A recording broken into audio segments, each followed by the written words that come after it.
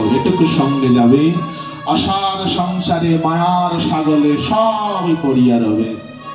দেখ ভেবে মন, কেউ কারো নয়, দুদিনের তরে মায়ার অভিনয়।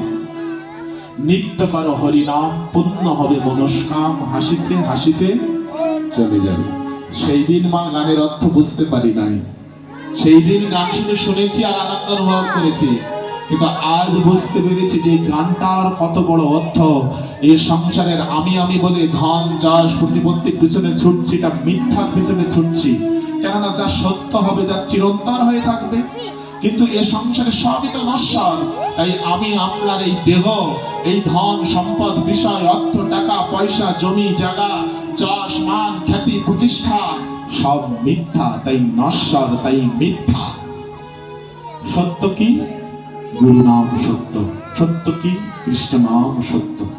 এটুকুই সঙ্গে যাবে। বলেন হ্যাঁ, এটুকুই সঙ্গে যাবে। কেননা যখন আমি মৃত্যুবরণ করব, সব কিছুকে ফেলে রেখে ওই ওটুকুই সঙ্গে যাবে। আমরা বলি না, আসবার কালে একা এসেছি, যাবার বেলায় একা যাবো। এটা কি সত্য মা? না মা, সত্য না। তাই যদি হয় তা গুরু নাম সঙ্গে যাবে, হরি নাম সঙ্গে যাবে, তাহলে সঙ্গে তো কেউ যাবে না, যাবে না। আসবার সময় কি একা এসেছি নাকি? একা যদি আসবো, তাহলে মায়ের গর্ভ থেকে আমি নিউমোনিয়া নিয়ে আসবো কেন? খোঁড়া হয়ে আসবো কেন? পঙ্গু হয়ে আসবো কেন? অন্ধ হয়ে আসবো কেন? আসছে তো অনেকে, তাই না? ভগবান কৃপা করে হয়তো আমাকে সুস্থ সবল দিয়েছে, কিন্তু অনেকেই তো আসছে মায়ের গর্ভ থেকে বোবা হয়ে, খোঁড়া হয়ে, ল্যাকড়া হয়ে, অন্ধ হয়ে, তাই না? তার মানে কি আমি একা আসি নাই মা, কর্মফল সঙ্গে করে নিয়ে এসেছি। তাই কেউ গাছতলায় জন্ম নিয়েছে, কেউ পাঁচতলায় জন্ম নিয়েছে, কেউ নিচু সম্প্রদায়ে জন্ম নিয়েছে, কেউ আবার ব্রাহ্মণ কুলে জন্ম নিয়েছে।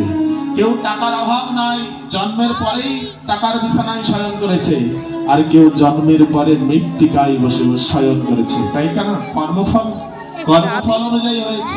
তাই আসার সময় কি সঙ্গে করে নিয়ে এসেছি মা? কর্মফল সঙ্গে করে নিয়ে এসেছি। আবার যাবার বেলায় কি একা যাব? তাই যদি বলতো, তাহলে তো বলতো হরিনাম সঙ্গে যাবে না, গুরু নাম সঙ্গে যাবে না।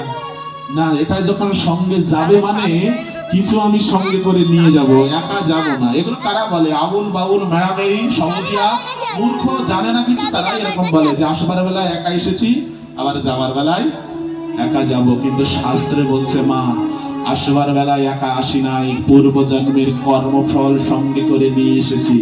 তাই কখনো পাঁচতলা, কখনো গাছতলা, কখনো রোগ, কখনো ব্যাধি, কখনো সুখ, কখনো শান্তি, কবু স্বর্গে উঠাই, কবু নরকে মজাই, দণ্ডধারে রাজা যেমন নরকে চোয়াই। সংসারে কেমন আছি মা? চৈতন্য চৈতামৃতে কবিরাজ গোস্বামী বলছেন, আগের রাজারা যারা অপরাধ